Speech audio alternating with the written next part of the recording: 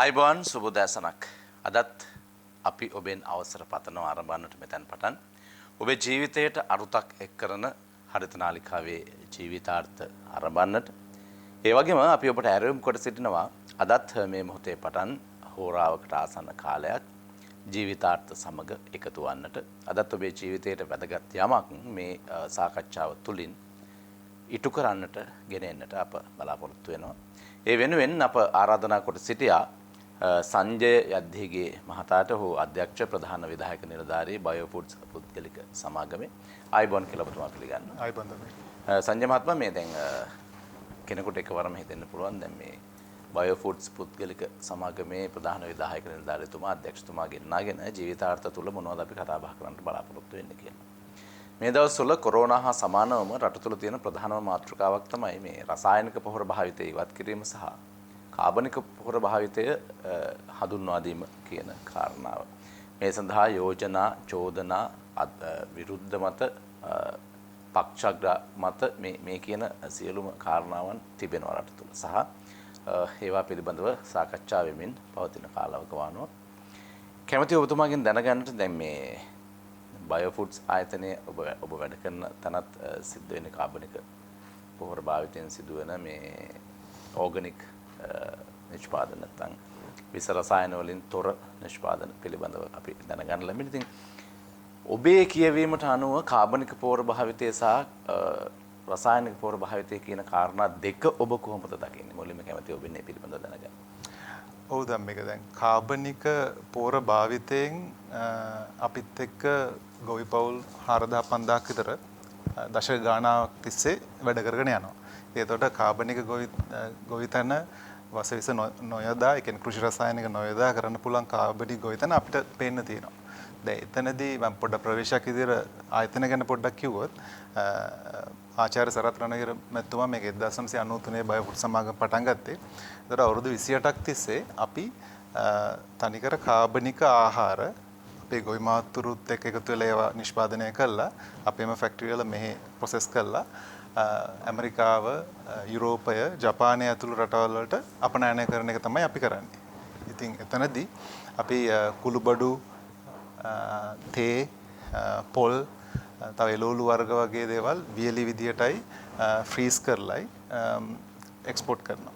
ඉතින් එතනදී ඒ අපි වගාවන් කරන්නේ ආයතනයක් විදිහට වගාවන් කරන්නේ අපි කරන්නේ නිපදන එක තමයි. ඉතින් වගාවන් කරන්න අපිත් එක්ක අර මම ඉස්සෙල්ලා කිව්වා වගේ අතනම 4700ක් විතර දැනට ගොවි මහත්තුරු වැඩ කරගෙන යනවා. ඒතකොට අපි ඒගොල්ලන්ට මේ කාබනික කෘෂිකර්මයට යොමු වෙන්න අවශ්‍ය තාක්ෂණික දැනුම දීලා ඒකට අවශ්‍ය පෝර ලබා දීලා එන ඒගොල්ලන්ගේ නිපැයුම අපි අඩුම සහතික මිලක් යටතේ අපි ගන්නවා. අරගෙන තමයි ප්‍රොසෙස් කරන්නේ. ඉතින් රසායනික පෝර භාවිතයෙන් කරන කෘෂිකර්මයයි ආහාර නිෂ්පාදනයට සාපේක්ෂව ඒ වසවිස නැතුව කරන වෙළඳාම කෘෂිකර්මය අපි දකිනවා ලොකු ආර්ථික වාසි. අපි ගොවි මහතුරුන්ට ඒ වගේ ආයතනයක් විදිහට අපිට සාපේක්ෂව ලොකු ආර්ථික වාසියක් අපිට පේන්න තියෙනවා. හොඳයි, ඔබ ආර්ථික වාසියක් පිළිබඳව කතා බහ කරේ කාබනික පොහොර භාවිතාව සහ ඒහා බැඳුණු කර්මාන්තය පිළිබඳව, කෘෂි කර්මාන්තය පිළිබඳව. දැන් වර්තමානයේදී රටේ පැත්තෙන් ගත්තට පස්සේ ගොවි ජනතාවගේ පැත්තෙන් ගත්තට පස්සේ ඔවුන්ගෙන් නැගෙන චෝදනාවක් තියෙනවානේ. ඒ චෝදනාව තමයි එකවරම මේ කටයුත්ත සිද්ධ කරන්නේ කොහොමද කියන එක. අපි දන්නවා සාමාන්‍යයෙන් මේ ඔබ ඔය සඳහන් කරන නිෂ්පාදන මිලදී ගැනීමේදී වෙළඳපොළ වටිනාකමෙත් යම් වැඩි වටිනාකමක් තියෙනවා සාමාන්‍ය භාණ්ඩ වලට වඩා. ඒතකොට ඔබ කියන ආර්ථිකමය වාසිය ගොවියාට සහ ව්‍යාපාරිකයාට ලැබෙන්නට පුළුවන්. එතකොට දැන් මේ ගොවි මහතුන්ගේ පැත්තෙන් එන කාරණා ගොවියන්ගෙන් සියලුම නිෂ්පාදන මිලදී ගන්න වෙන්නේ වී වේවා, පොල් වේවා, රබර් වේවා, නැත්නම් සුළු අපනයන භෝග වේවා, නැත්නම් එළවලු වේවා. ඔය කියන සියලුම කාරණා. එතකොට ඔබ එක පැත්තකින් බැංකුකරුවෙක් විදිහට කාලයක් වැඩ කරපු කෙනෙක්, එක පැත්තකින් විදේශීය රටවල් වල ජීවත් වෙලා ඒවායේ තිබෙනා වූ අත්දැකීම් විඳපු කෙනෙක්. මේ කියන සියලු කාරණාත් එක්ක සංසන්දනය කිරීමේදී මේ හඳුන්වා දෙන ක්‍රමවේදය අනුමත කළ හැකිද ඔබේ කියවීමට? පුළුවනි. දැන් එතනදී දැන් මේක අපි මං හිතන්නේ රටක් විදියට යන්න හදන්නේ මුළුමනින්ම කාබනික ගොවි තැනට කාබනික ආහාර නිෂ්පාදනයට නෙමෙයි. මං හිතන්නේ මීට ඉස්සරත් විද්‍යුතුන් මම දැක්ක මේ කතා බහේදී මේක පොඩ්ඩක් විස්තර කරනවා. දැන් කෙටියෙන් ඔබතුමා කිව්වා වගේ මම බැංකු කරුවෙක්. දැන් මේ බයෝෆුඩ් සමාගමට සම්බන්ධ වෙලා අවුරුදු 3ක් විතර වෙනවා. ඊට කලින් අවුරුදු 20ක් විතර මම මේ කෝපරේට් ලෙන්ඩින් පැත්තේ හිටියේ. කියන්නේ ව්‍යාපාරිකයන්ට ණය දෙන පැත්තේ හිටියේ. රටවල් කීපයකම පහුගිය අවුරුදු 10 කැනඩාවේ තමයි මම හිටියේ. ඉතින් එතනදී දැක්ක දේවල් අපි තියෙනවා. ඔය ඔතන ගොඩාක් වෙලාවට අපි මේ විවාදයේ සංවාදයේදී හරියට කරුණු වල තේරුම දැනගන්න එක හරි වැදගත්. දැන් කාබනික ගොවිතැන කියන්නේ ඔබතුමා දන්නා වගේ වසවිස මුකුත් කෘෂි රසායනික යොදන්නේ නැතුව පෝර, කෘමිනාශක, වල්නාශක යොදන්නේ නැතුව කරන ගොවිතැනක්නේ. එතනදිත් කාබනික වෙන්න නම් අද හිතමු අද අපි නැවැත්තුවයි කියලා කෘෂි රසායනික පාවිච්චිය.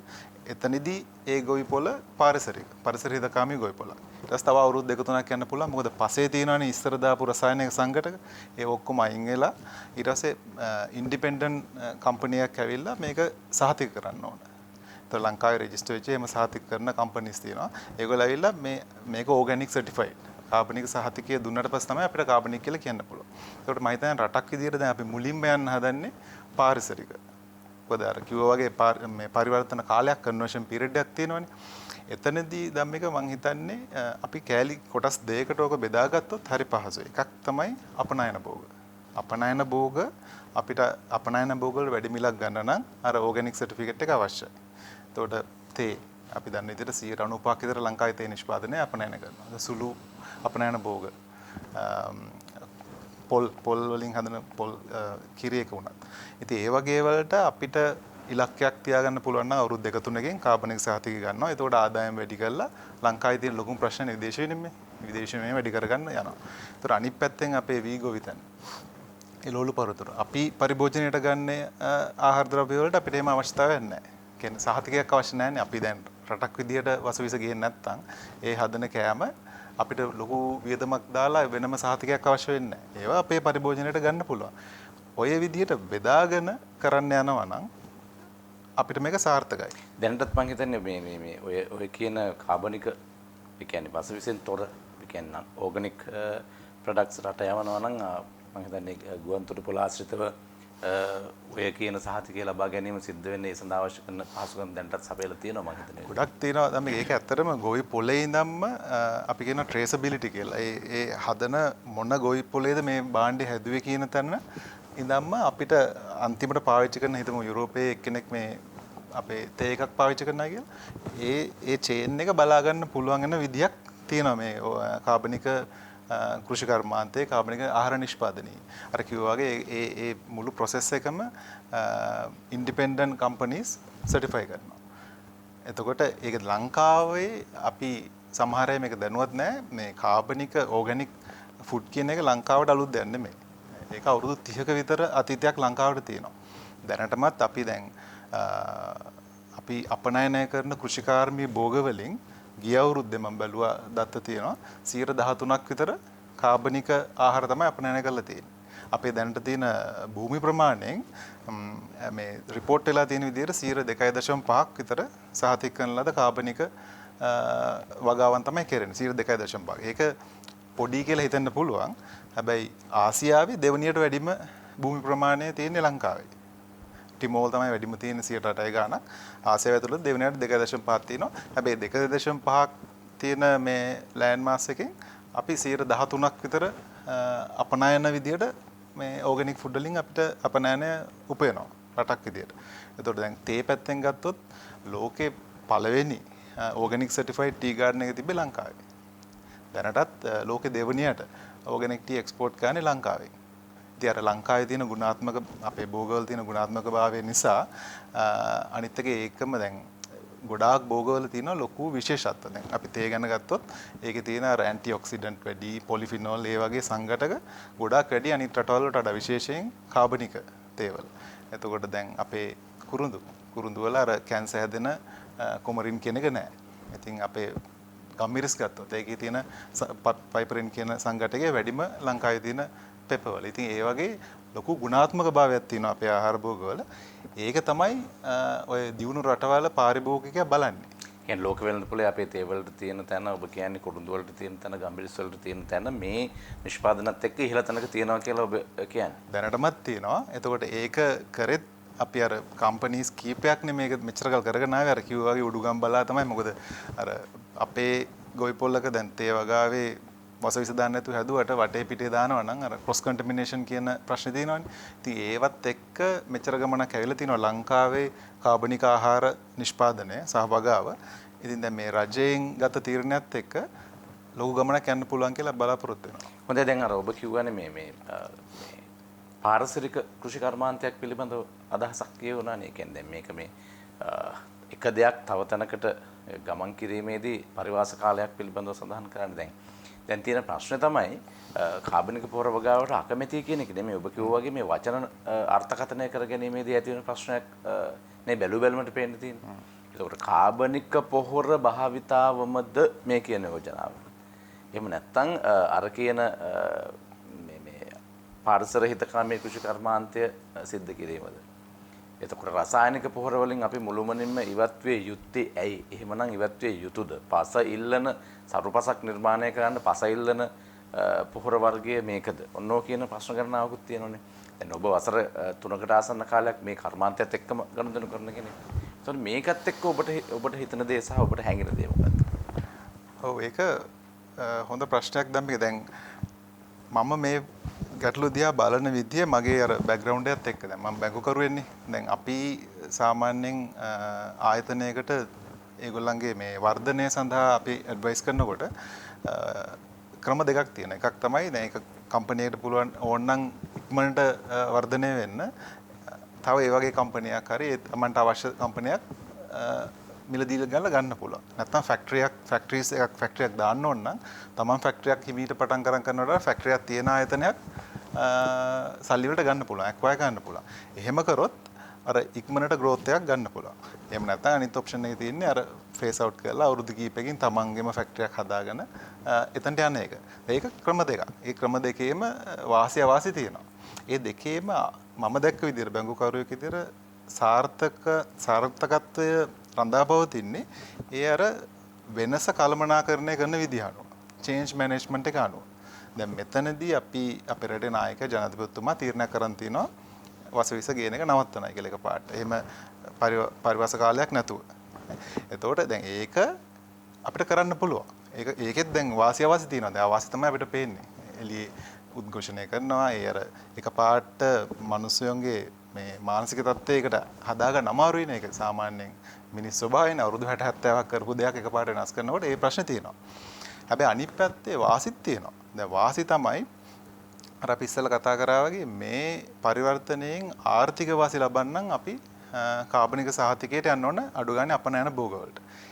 ඒකට යන්න නම් අපි මේක ඒ කොටස් වලට සම්පූර්ණයෙන් නවත්තන්න ඕන. අපිට බෑ දැන් අවුරුදු 2-3කින් නවත්තනයි කිව්වොත් ඒක හරියන්නේ නැහැ. මොකද දැන් අර මම කිව්වා වගේ අද නැවැත්තුවොත් සම්පූර්ණයෙන්ම ඊට පස්සේ තව අවුරුදු 2-3ක් යන්න පුළුවන් පසේ තියෙන ටික අයින් කරන්න. ඒ අවුරුදු 2-3 පොඩ දැම්මොත් කවදාකවත් පසේ තියෙන ටික අයින් වෙන්නේ නැහැ. ඒතර පරිවර්තන කාලය පටන් ගන්න සම්පූර්ණයෙන්ම නවත්තන්න ඕන අපනයන භෝග වලට.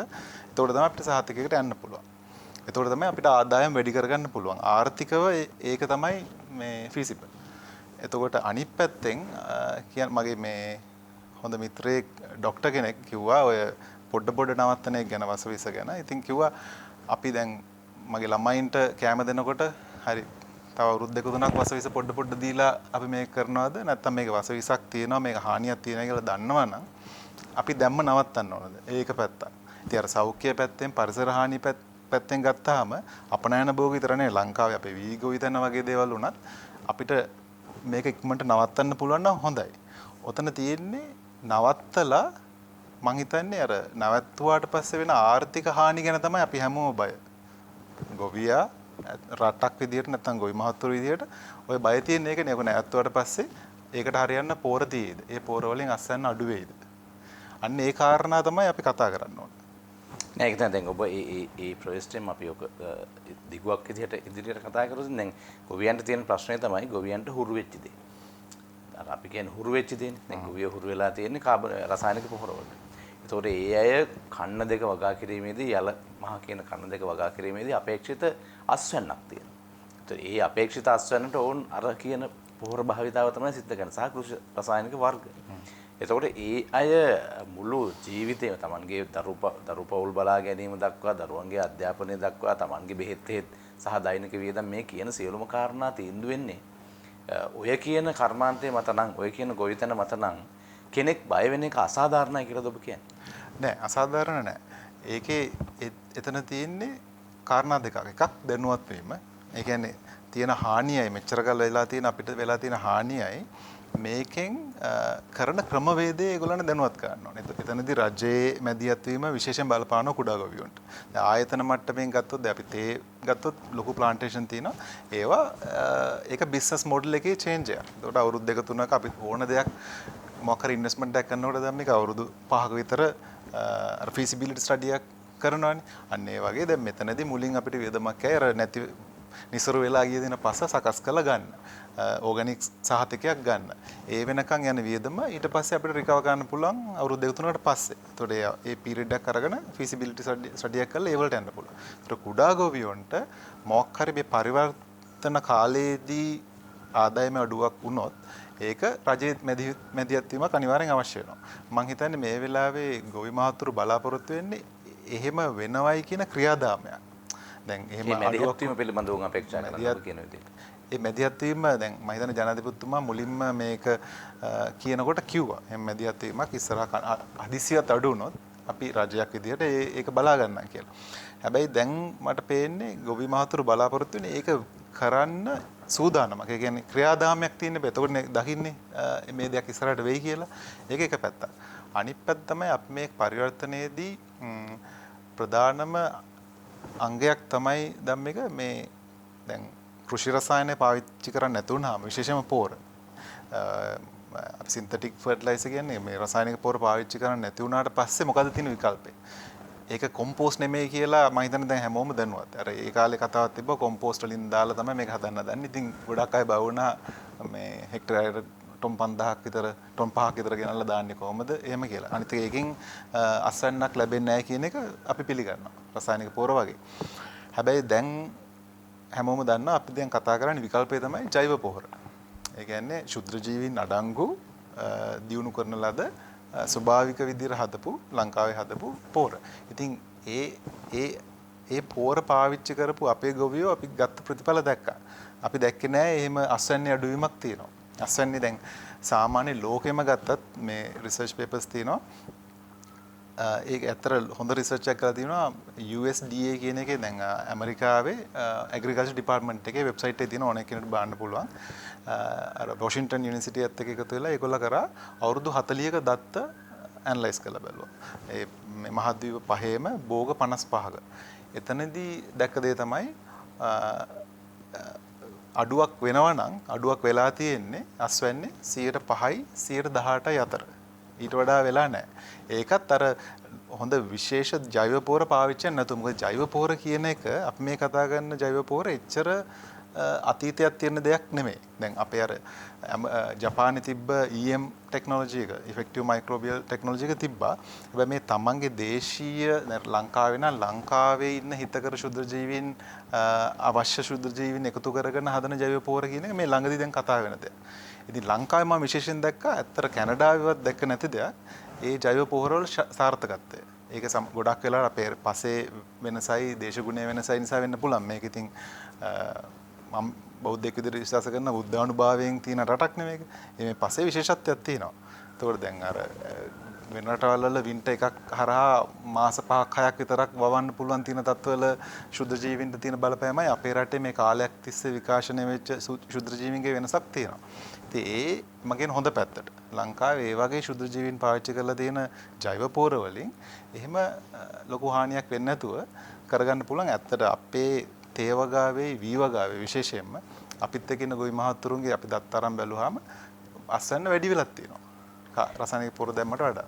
දැන් තේ වගේ වගාවක් ගන්නකො දැන් අපි එළවලු වගාවක් වගේ දෙයක් ගත්තොත් මේ සංජය මහත්මයා දැන් එළවලු එකේ කාලයකට දැන් අපි අලවවන කාල නම් අල බීජ හිටෙව්වා අදාළ අස්වැන්න කාලේදී අල ගලවලා අයින් කරලා ඊළඟට එක්කෝ ගෝවා එක්කෝ වැට මොනවා හරි දෙයක් හිටවන්න පුළුවන්.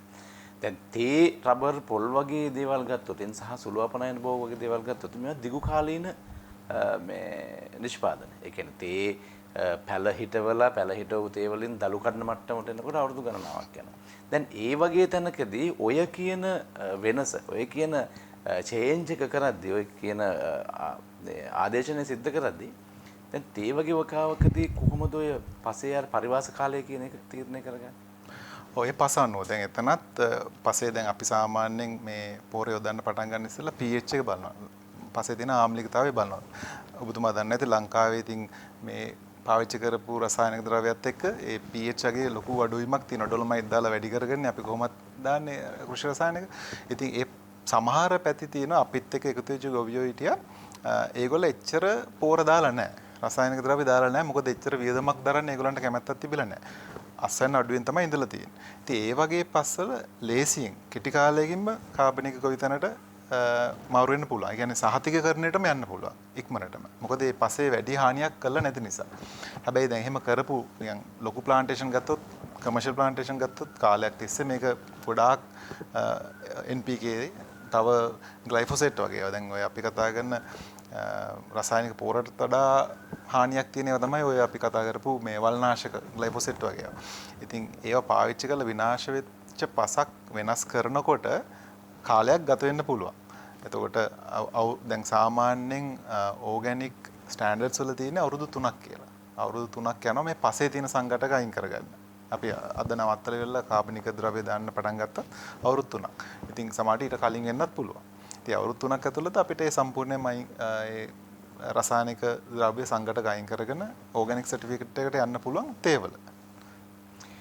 හොඳයි අපි කතා බහ කරමින් සිටිනේ සංජය යද්දේගේ මහතා සමග අපි රසායනික පොහොර භාවිතාව සහ කාබනික පොහොර භාවිතාව එයින් හැදෙන නිෂ්පාදනවල තිබෙන වටිනාකම සහ ආර්ථිකමය වශයෙන් ළඟා කරගත හැකි වාසි මොනවාද කියන එක සහ මේ දෙක වෙන වශයෙන් හඳුනා ගැනීම සහ එකක් අයින් කොට තව එකක් ආදේශ කිරීමේදී කළ යුතු ක්‍රමවේදය සහ ඒ ක්‍රියාවලිය කුමක්ද කියන කාරණාව සම්බන්ධයෙන් අපි විරාමයක් ලබා ගන්නවා.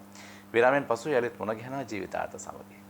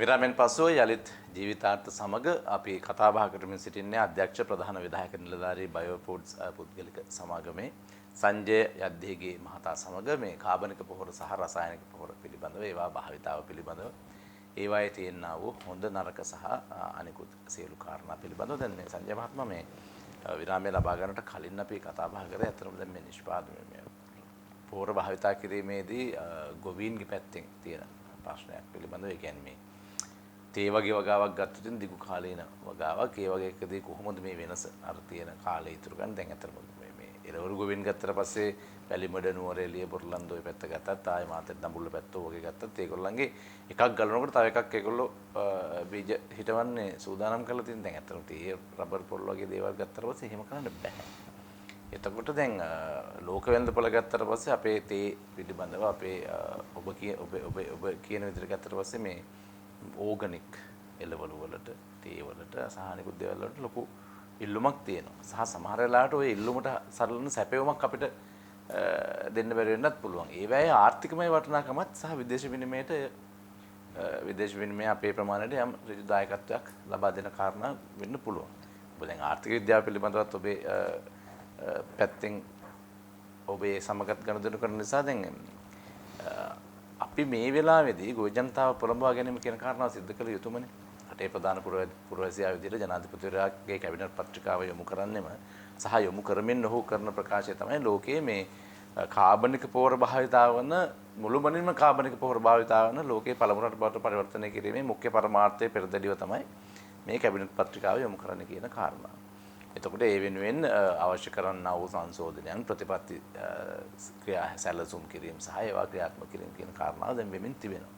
හැබැයි මේ මොනවා කරත් ගොවියනේ මේක අවසාන වශයෙන් බලපෑමට ලක් වෙන පුද්ගලයා. එතකොට මේකේ ඍජු දායකත්වය ලබා දෙන්නේ ගොවියා.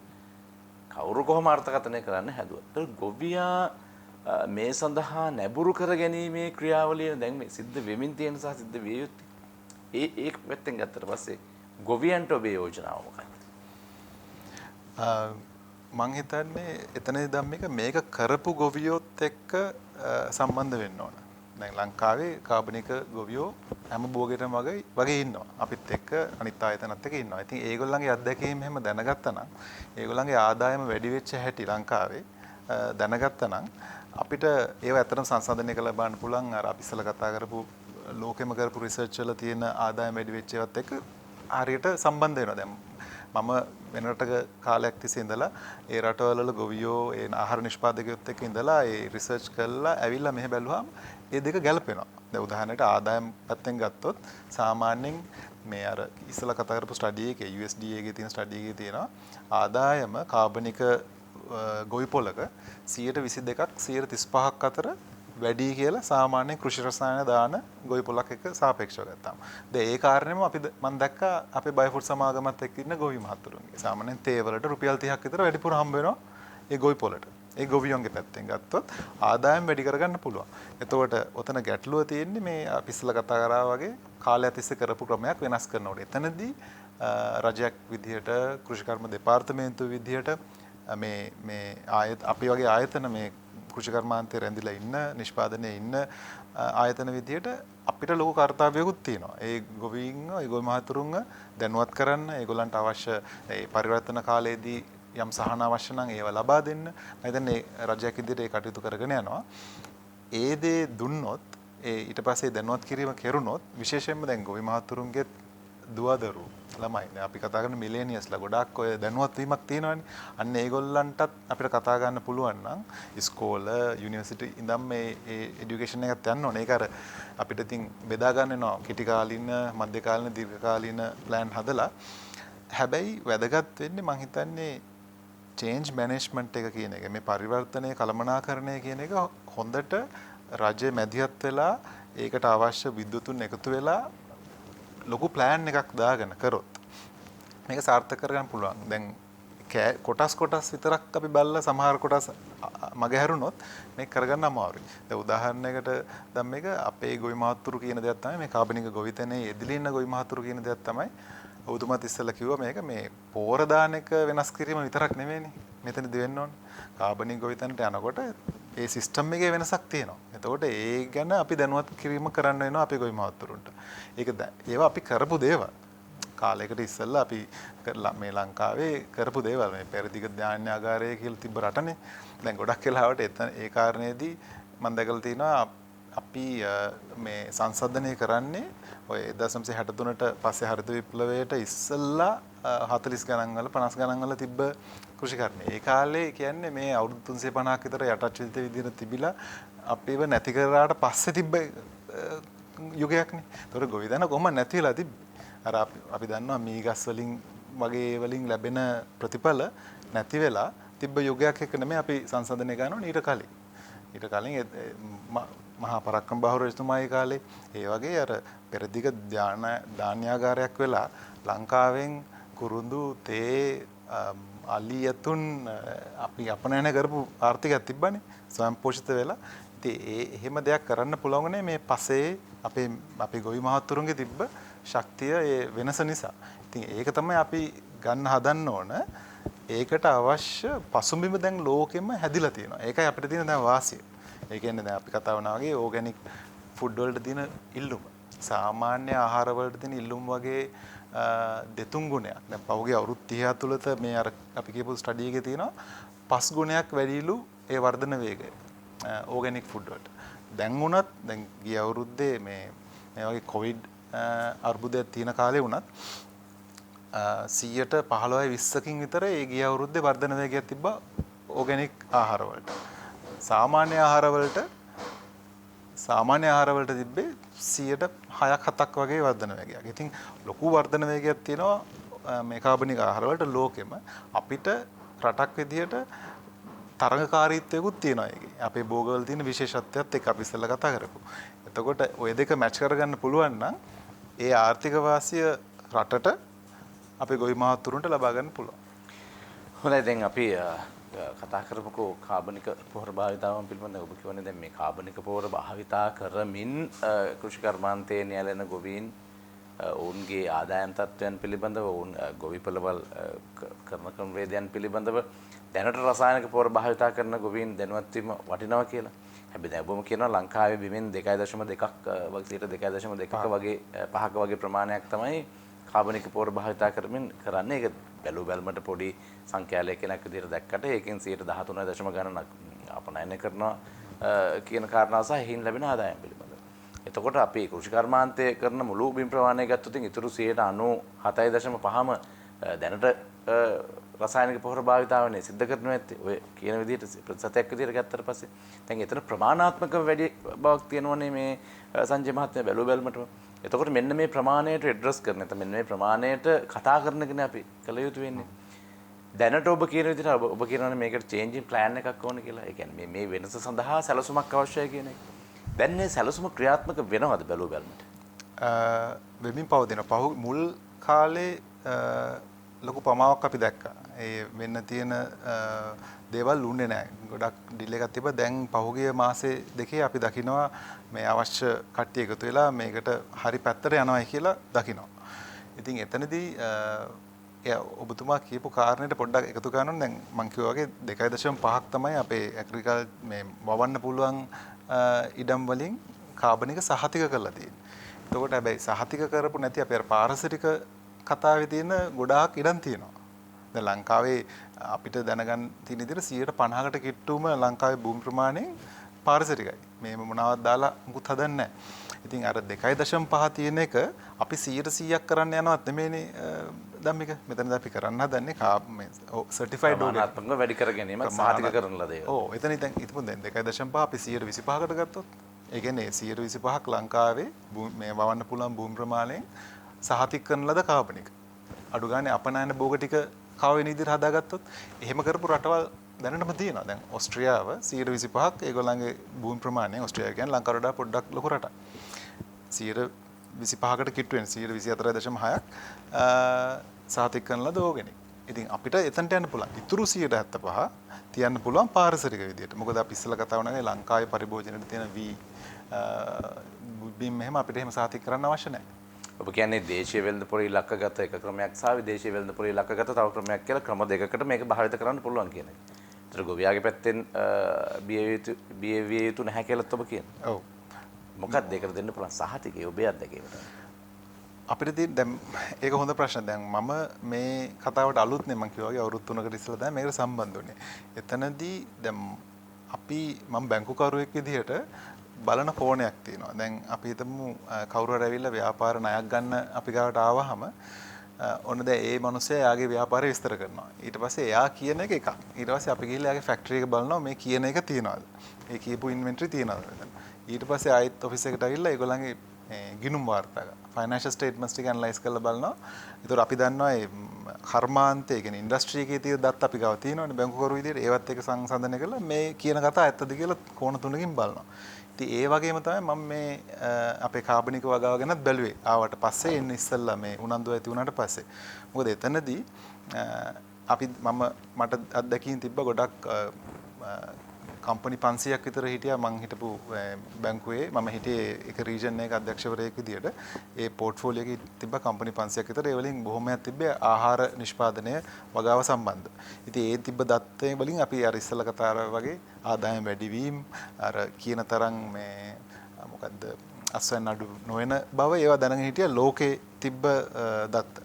ලංකාවට ඇවිල්ලා මේ අපේ බයෆුඩ් සමාගමට සම්බන්ධ වුණාට පස්සේ මම ගිහිල්ලා මේ ගොවි මහතුරුත් එක්ක කතා කරනකොට අපිත් එක්ක ඉන්න ඒගොල්ලන්ගේ තිබ්බ දත්තත් ඔය කතාවට සමානයි.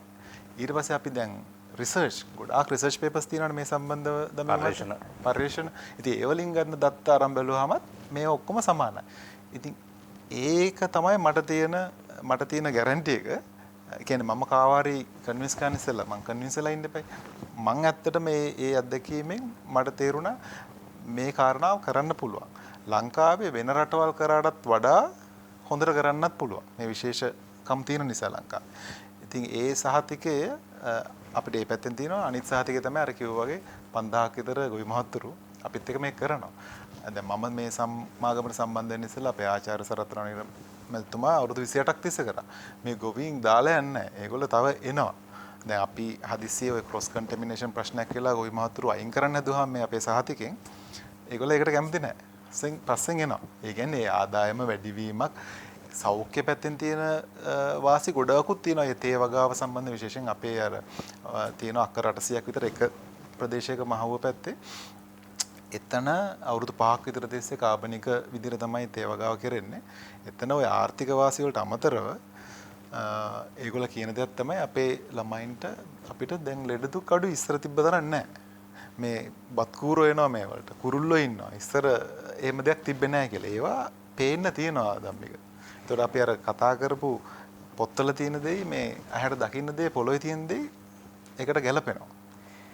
හොඳයි ඔබ කියන විදිහට කියන්නේ මේ කාබනික පොහොර භාවිත කරමින් පරිසර හිතකාමී ලෙස මේ කෘෂිකර්මාන්තය නියැලෙන්න පුළුවන්කම තියෙනවා නම් ආර්ථිකමය වශයෙන් සහ පාරිසරික වශයෙන් සහ සෞඛ්‍ය සම්පන්න භාවය කියන මේ කියන අංශ ගණනාවක් මේකට එකතු වෙනවා කියන කාරණාවනේ ඔබ සංජය මහත්මයා සඳහන් කරන. දැන් අපි ආර්ථිකමය වශයෙන් කතා බහ කරොත් දැන් මේ පැත්ත ඔබේ වැඩි කැමැත්තක් තියෙන සහ ඔබ වැඩි කාලයක් ගත කරපු පැත්ත නිසා දැන් අපි දන්නවා සාමාන්‍යයෙන් වෙළඳපොළට ගිහිල්ලා මේ වසවිසෙන් තොර නැත්නම් මේ කාබනික පොහොර භාවිතයෙන් හදා ගන්නා ලද කෘෂිකර්ම නිෂ්පාදන ලංකාවේ දේශීය වෙළඳපොළේ ගත්තට පස්සේ ටිකක් මිල වැඩි. එතකොට මේක මිලදී ගන්න පුළුවන් පාරිභෝගිකයන් කියන සීමාවත් එක තැනකදී සීමා වෙනවා. ඒ කියන්නේ උදාහරණයක් විදිහට මේක දෛනිකව ආදායම උපයන අයට සමහරට මේක අත්‍යවශ්‍යම වුණත් මිලදී ගන්න බැරි වෙන්න පුළුවන්. ගත්තට පස්සේ එතකොට දැන් ඔය කියන විදිහට මේවා භාවිත කරමින්ම නිෂ්පාදනය යනවා නම් දවසක කෙනෙකුට ප්‍රශ්නයක් වෙන්න පුළුවන්. ඒතකොට ඒගොල්ලන්ට කෝ ඒගොල්ලන්ට මේ නිෂ්පාදනය කියලා. එහෙම පැත්තක් එන්නත් පුළුවන්. එහෙම නැතුව රටේම සමස්තය විදිහටම කෘෂිකර්මාන්තයේ කාබනික පොහොර භාවිතා කරමින් කරනවා නම් සමහර විට අර වෙළඳපොළ තුළ ඇති වෙන තරංකාරී භාවය නිසා සමහර විට ඔය මිල යම් පාලනයක් සිද්ධ වෙන්නත් පුළුවන්. කෙසේ හෝ මේක අපනයන පැත්තට යොමු වුණාට පස්සේ මේක පැහැදිලි ලෙසම විදේශ විනිමය ඇඟලුම් හා සමානවම නැත්නම් වෙනත් දේවල් හා සමානවම විදේශ විනිමයක් උපයන්නත් පුළුවන්. මොකද හේතුව වර්තමානයේ වන විට විදේශ වෙළඳපොළට අවශ්‍ය සැපයුමට තරම් ඉල්ලුමට තරම් අපිට සැපයුමක් නැති නිසා. මේ කියන සමස්තය ගත්තට පස්සේ අපේ මූලික ඉලක්කය වෙන්න ඕනේ මේ අපේ රටේ ජීවත් වෙන කණ්ඩායමනේ. ඒත් මේ කාරණාත් එක්ක ඔබේ කොහොමද ආර්ථිකමය වශයෙන් මේ පැත්ත ගත්තට පස්සේ? ඔව් ආර්ථිකමය පැත්තෙන් ගත්තොත් ධම්මික ඔතන ඉල්ලුම හා සැපයුම සම්බන්ධ දෙයක් තියෙනවා. ඔබතුමා කිව්වා වගේ දැනට හදන්නේ පොඩි ප්‍රමාණයක්. ලංකාව ඇතුලේ වසවිස නැතුව හදන ලංකාවේ පරිභෝජනයට හදන්නේ හරි පොඩි ප්‍රමාණයක්. ඉතින් එතකොට ලොකු ඉල්ලුමක් තියෙනවා සැපයුම අඩුයි ගණන් වැඩි. එතකොට දැන් අපි රටක් විදියට මුළු රටම මේකට යොමු වුණාම ඒ හැමතැනම දැන් සැපයුම තියෙනවා. වසවිස නැති ආහාර තියෙනවා. එතකොට අර වගේ ඉල්ලුමට සමානව හරි සමහරට වැඩිපුර හරි අදි ඉල්ලුමක් නෙවෙයි අදි සැපයුමකට යන්න පුළුවන්. සැපයුමක් තියෙනවා. එතකොට ඉතින් මිල අනිවාර්යෙන් පල්ලෙහාට එනවා. එතකොට තව පැත්තක් ඕකේ තියෙනවා. දැන් අර අපි කතා වුණේ ඉස්සෙල්ලා ලෝකෙම කියන දෙයක් නේ මේ ඕගැනික් ගාඩන් එකක් මේ ඉන්කම් එක වැඩි කියලා, ආදායම වැඩි කියලා අපි කිව්වේ 122ක් 135ක් අතර. ඒකට හේතු දෙකක් තියෙනවා. එකක් තමයි අර ඕගැනික් වුණාට පස්සේ ලැබෙන මිල වැඩි වීම, ප්‍රීමියම් එකක් ලැබෙන එක. අනිත් කාරණේ තමයි ඒක ඉන්පුට් කොස්ට් එක අඩුයි. ඒ කියන්නේ අපි දැන් අර රසායනික ද්‍රව්‍ය වලට යන කොස්ට් එක ගොඩක් අඩු වෙනවනේ. දැන් මම දැක්ක අපේ මේ වී පර්යේෂණ ආයතනයේ තිබ්බ රිසර්ච් එකක දත්ත තිබෙන අවශ්‍ය නම් අපිට ඒව සමගම කතා කරන්න පුළුවන්. ඒ වී පර්යේෂණ ආයතනයේ තිබ්බ දත්වල තිබ්බ අපේ සාමාන්‍යයෙන් 12ක් විතර දැනට වීගොවිතැනට යනවා ඒ කෙමිකල්ස් වලට. මේ කෘෂි රසායන වලට. මේ සබ්සිඩි දීලත් අනිත් ඒවලට වල්නාශක වගේ දේවල්ට 112ක්. ඉතින් දැන් ඒ වලින් ඒ ප්‍රමාණය අඩු කරගන්න පුළුවන් අපිට. එතකොට අර ගොවි මහත්තුරුන්ට යන වියදම අඩුයි. එතකොට ඒකට සමහරවිට ඒකට වැඩි වෙනවා ලේබර්. දැන් වෙන රටවල් කියන දේක් තමයි කාබනික කෘෂිකර්මයේ සාමාන්‍ය කෘෂිකර්මයේ අත්ත කොස්ට් එක එකයි. හැබැයි කොස්ට් එකේදී අර මේ කිමිකල් වලට යන ඉන්පුට් කොස්ට් එක ගොඩක් අඩුයි. අනිත් පැත්තෙන් ඕගනික් වල ලේබර් කම්පොනන්ට් එක වැඩි. ඒතර දැන් ලංකාවේ අපි ලංකාවේ ගත්තොත් එහෙම අපි කියන්නේ ගොවි මහත්තුරුන් ටිකක් වැඩිපුර වැඩ කරන්න වෙනවා. ඒතර ආදායම ගන්න පුළුවන්. අර ඔබතුමා අහ ප්‍රශ්නෙට කෙලින්ම આવොත් ලංකාව ඇතුලේ ඉල්ලුම සැපයුම වෙනස් වෙලා ඔය මිල අඩු වෙන දෙයට වේග තමයි සාමාන්‍යයෙන් තියෙන තීරයක. අනිත් කාරණේ තමයි අර හදන්න යන කොස්ට් එක අඩු කරගන්න පුළුවන්. අපි මේ ඉන්පුට් කොස්ට් එක අඩු වෙන නිසා කාබනික ගොවිතැනේදී. එතකොට ඒ වාසියත් ගොවි මහතුරුන්ට තියෙනවා.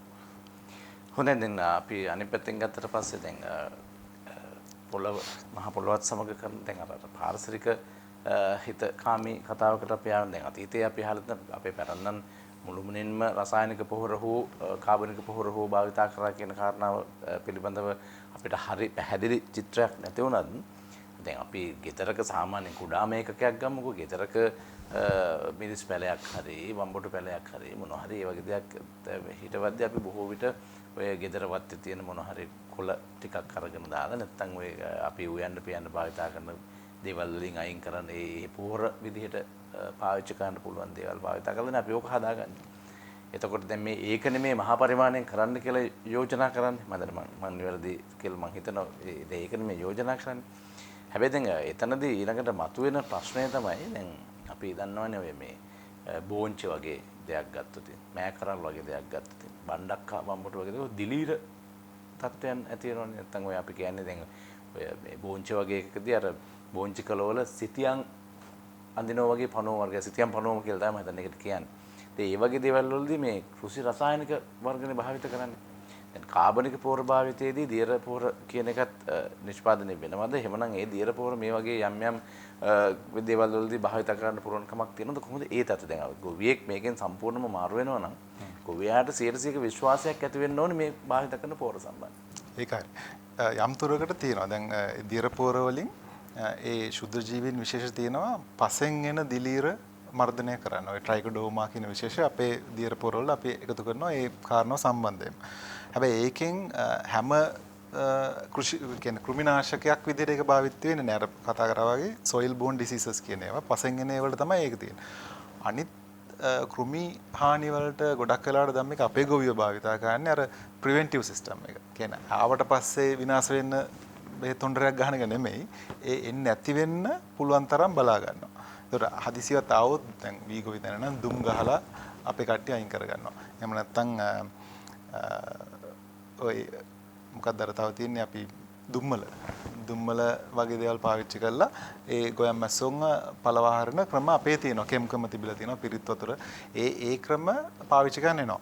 එතනදී අර ආයිත් කියන්න ඕන දෙයක් තමයි අපේ අර අතීතෙට ගිය ගොවියා කරපු විදිහට යනවායි කියන්නේ අපි පොඩ්ඩක් තව මහන්සි වෙන්න ඕනේ. මේ දැන් තියෙන ක්‍රමේ නෙමෙයි. ඒ කියන්නේ අපේ ගොවි මහතුරු දවසට දෙපාරක් කුඹුරට බැස්සනේ. ගොවි පොළට බැස්සා. දැහැලා ඒතකොට ඒගොල්ලෝ දකින්න මොකක් හරි හානියක් වෙනවා නම් ඒක දකින්න. දැක්ක තැන ඒගොල්ලෝ ඒක ඉවත් කරන්න ක්‍රියාමාර්ග ගන්නවා. අපි දැන් සුමානයකින් දෙකකින් නම් ගිහිල්ලා බලන්නේ. එතකොට හානිය වෙලා නම් ඉතින් අර තෙල් බවුසරේ ගහන්න වෙනවා. ඉතින් අර ඒකයි අපි ඉස්සෙල්ලා කතා වුණා වගේ ඒ විශේෂයෙන්ම වල්නාශක වල්නාශකවත් එහෙමයි. වල්නාශක දැන් කාබනික ගොවිතැනේදී වල්නාශක නෑයි කියන්නේ වල්පැල නැති කරන්නේ නෑ. ඒක පාලනයක් තමයි කරන්නේ. දැන් වී ගොවිතැනේදී අපේ ගොවි මහතුරු ඒ වතුර බඳින විදිහෙන් ඒ වල්පැල එන එක ගොඩාක් දුරට මර්ධනය කරගන්නවා. එහෙම නැත්නම් දැන් තේ වගාවේදී අපි ගොවි මහතුරු ගිහිල්ලා ග්ලයිෆොසේට් කියන වල්නාශකය ගහන්නේ නැහැ. ඒකට මෙකැනිකල් වීඩර්ස් තියෙනවානේ අපි අර මේ තනකොළ කපන යන්ත්‍ර ඒ වලින් කපා ගන්නවා අවශ්‍ය විදියට. ඒත් තේ පැල හැදුනට පස්සේ ඉරෙලිය වැටෙන්නේ නැතුව යටින් ආයිත් වල්පැල එන්නේ නැහැ. ඉතින් ඒ කලමනාකරණය කරගන්න විදි තියෙනවා. එතනදී තමයි අර අයයි කියනවා නිකන් එකපාරට ස්විච් එකක් ඔෆ් කරා වගේ අනිත් දවසේ ඉඳන් කාබනික පොර පාවිච්චි කරයි කියන එකෙන් මේක සාර්ථක වෙන්නේ නැහැ. ඒ කියන්නේ මේකට පීරියඩ් එකක් ඕනේ කියන එක ඔබ විශ්වාස කරනවා සහ පිළිගන්නවා. පීරියඩ් එකටත් වඩා ඒ ක්‍රමවේදය ගැන දැනුවත් වෙන්න ඕනේ. ඒ ක්‍රමවේදයක්ම වෙනස් වෙන්න ඕන. එතකොට දැන් වී ගොවිතැනේදී නම් දැන් අපේ මට ආරංචි විදියට මහවැලියකින් ඉස්සර දීලා දෙන දවස් 14යිලු වතුර දෙන්න හැම පැත්තට. එහෙම නැතුව ඒ වතුර බැඳලා තියන්න ඕන කාලයක් තියෙනවා. ඒ සිස්ටම් එකම වෙනස් කරගන්න ඕන ධම්මික. ඒකයි අර අපේ ගොවි මාතුරුනේ ටිකක් මහන්සි වෙන්න වෙනවා. දැන් මුල් කාලේ දැන් මේ පරිවර්තන කාලේ ගැන අපි කතා කරන්නේ. ඊට පස්සේ එහෙම ගැටලුවක් නැහැ.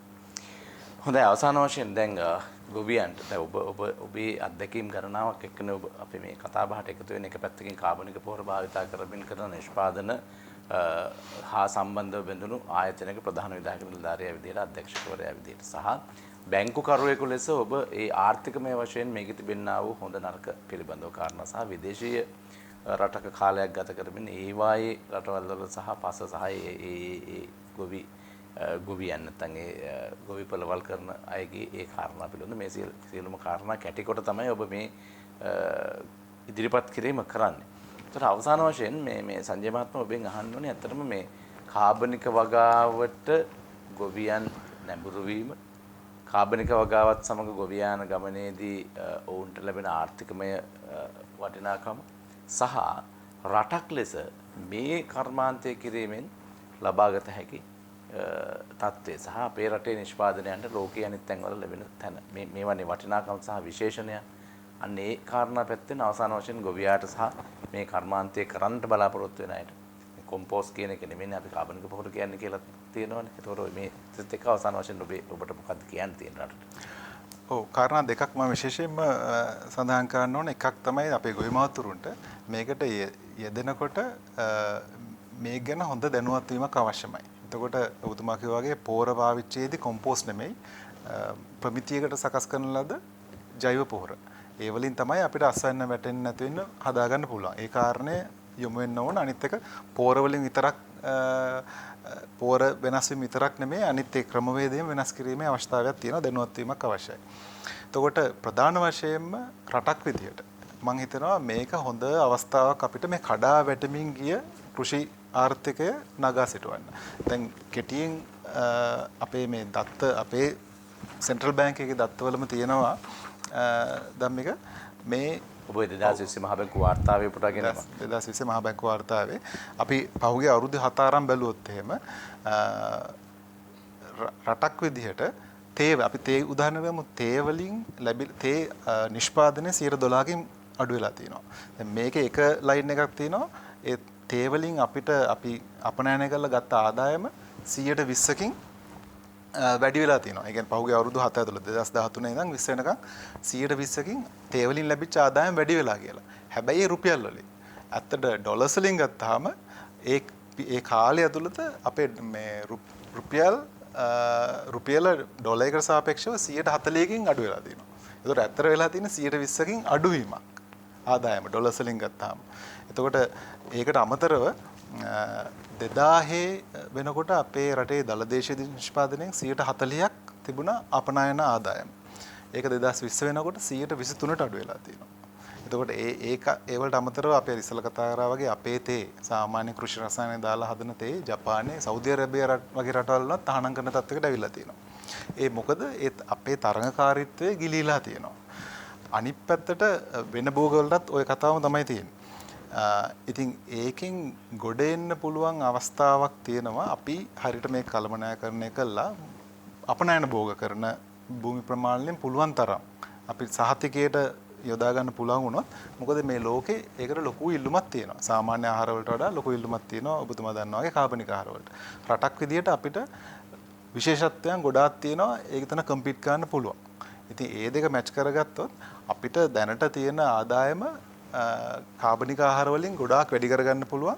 ඒක අපිට අලුතෙම පටන් ගන්න ඕනෙත් නෑ. මොකද අපි කතා වුණා වගේ අවුරුදු 30ක විතර ඉතිහාසයක් ලංකාවේ තියෙනවා ඕගැනික් ෆුඩ් වලට. ඉතින් එතනදී තේ, කුරුඳු, ගම්මිරිස් ඔය වගේ අපිට දැන් හාල් දැන් වීගොවි තන ලංකාවේ පරිභෝජනයට ගත්තට පස්සේ එතනින් කොටසක් අපිට පුළුවන් සාතික කරලා මොකද ඒකට ලොකු ඉල්ලුමක් තියෙනවා යුරෝපය වගේ විශේෂයෙන්ම මොකද ඒ යුරෝපයට හාල් යවන රටවල් වල දැන් ආසනික් වගේ ප්‍රශ්න ඇවිල්ලා ඒගොල්ලෝ හොයනවා හොඳ හාල් කොහෙද තියෙන ලංකාවේ දැන් අපිත් එක්ක ගනුදෙනු කරන ආයතන තියෙනවා අපේ හාල් සාම්පල් බලලා ඒගොල්ලා ඒක ඇක්සෙප්ට් කරලා තියෙනවා. පාරම්පරික සහල් වර්ගද නැත්නම් ඕනෑම ලංකා නිෂ්පාදිත ඕනෑම සහල. දෙකම පාරම්පරික සහ අනිත් හාල් ඔක්කොම අපි මේ කෘෂි රසායන නැතුව හැදුවොත් එහෙම ලොකු ඉල්ලුමක් වෙළඳ පොළක් තියෙනවා මේ දියුණු රටවල. මොකද අපි දැනට දන්නවා පච්ච පෙරමාල් සුවඳල් කුරුළු තුඩ හීනටි වගේ මඩතවාලු වගේ හාල් වර්ග වලට දේශීය වෙළඳ පොලේ වගේම විදේශීය වෙළඳ පොලේත් හොඳ ඉල්ලුමක් සහ හොඳ මිලක් තියෙනවා කියන එක. දැන් ඔබ කියන්නේ මේ ලංකාවේ නිෂ්පාදිත සියලුම සහල් සඳහා ඔය කියන ඉල්ලුම ලබා ගන්න පුළුවන්. ලබා ගන්න පුළුවන්. ඒ කෘෂි රසායන නැතුව කරොත්. මොකද අපේ අර පසේ තියෙන විශේෂත්වයක් නිසා ඒක මට හරියටම කියන්න දෙන්නේ නැහැ කියලා. ඒක හොඳ දෙයක්. ඒක අනිත් තැන්වල හොඳට කම්පීට් කරන්න පුළුවන් ලෝක වෙළඳ පොලේ අපේ භෝග වලට. ඉතින් ඒක තමයි අපිට දැන් අපි ගාමන්ඩ් ඉන්ඩස්ට්‍රි එකේ ගොඩාක් අපි ඩිපෙන්ඩ් වුණානේ පහුගිය කාලේ. ඇත්තට හිතලා බැලුවොත් ඒකේ විශේෂ ලංකාවේ විශේෂ දෙයක් නැහැ නේ. අපේ කරපු ආයතනවල කාර්යක්ෂමතාවය නිසා ඒගොල්ලන්ගේ තිබ්බ මැනේජ්මන්ට් කේපබිලිටිස් තා ඒක කරා. හැබැයි රටක් විදිහට එහෙම විශේෂත්වයක් නැහැ නේ අපේ තියෙන ඇඳුම් වල. හැබැයි අපේ ආහාර භෝග එහෙම නෙමෙයි. ඒ තරඟකාරීත්වයට එන්න අනිත් රටවල වලට ගොඩක් අමාරුයි. අපි දැන් පටන් ගන්න තියෙන දේ කම්පනීස් කීපයක් බයෝෆුඩ් සමාගම වගේ කරන් ආපු දේ ඉදිරියට වර්ධනය කරගත්තොත් රටක් විදිහට අපේ විදේශ විනිමය ප්‍රශ්නයට ලොකු පිළිතුරක් හොයාගන්න පුළුවන් කියන එක මම විශ්වාස කරනවා. හොඳයි අපි අද දවසේ කතා බහ කළේ කාබනික පොහොර භාවිතාව සහ රසායනික පොහොර ඉවත් කිරීම. රසායනික පොහොර ඉවත් කළ යුත්තේ ඇයි? කාබනික පොහොර භාවිත කිරීම තුළ අපට ලබාගත හැකි වාසි මොනවාද? අනාගතයට මේ කොයිතරම් ආයෝජනයක්ද වර්තමානයේදී කියන කාරණාව සම්බන්ධයෙන් ඒ වෙනුවෙන් අපි ආරාධනා කළේ අධ්‍යක්ෂ ප්‍රධාන විධායක නිලධාරී බයෝෆුඩ්ස් පුද්ගලික සමාගමේ සංජය යද්දෙහි මහතාට බොහොම ස්තුතියි අපේ ආරාධනය පිළිගෙන පැමිණියාට සහ මේ කාරණා පිළිබඳව දැනුවත් කිරීම පිළිබඳව. සංජය මහත්මයාට සමුදෙන ගමන් ජීවිතාර්ථ තුලින් සමුගෙන යන්නට කාලය ලැබිලා තිබෙන අපි හැමදාමත් කියනවා වගේ අද සමුගෙන යන්නේ තවත් ජීවිතාර්ථ වැඩසටහනක් තුළ රටට ඔබට අපට වැදගත් යමක් කතා බහ කරනවායි කියන අපේක්ෂාව ඇතුව. ඒ අපේක්ෂාවත් ඇතුව අවසරයි සමුගෙන යන්නට ඔබට සුබ දවසක්.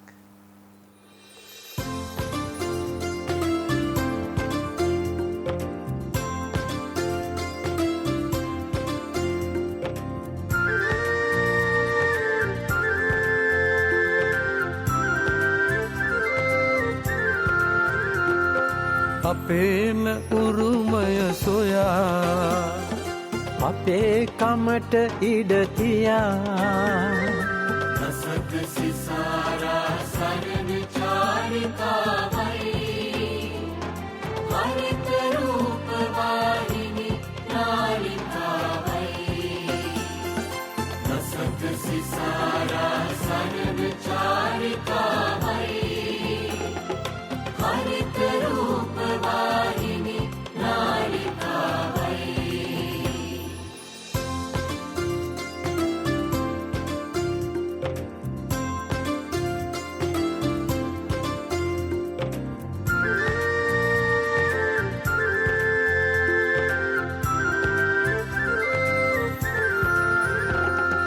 වියලුණු දඬු උව දලුලන මෙහි මත හේනට කුඹුරට යොමු කරගත සිත බත බුලතින් මගේ රට සරු කරවන ගොවිතේතට සවිශක්තිය අයදින රසක සිසාරා සරණ චාරිකාවයි හරිත රූප වාහිනි නාලිකාවයි රසක සිසාරා සරණ චාරිකාවයි හරිත රූප වාහිනි නාලිකාවයි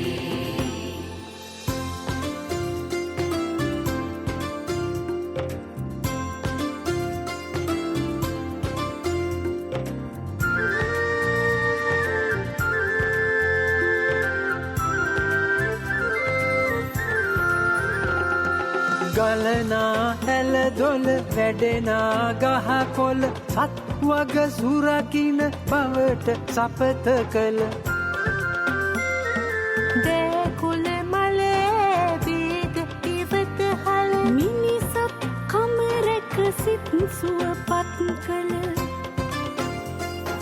රසක සිසාරා සරණ චාරිකාවයි හරිත රූප වාහිනි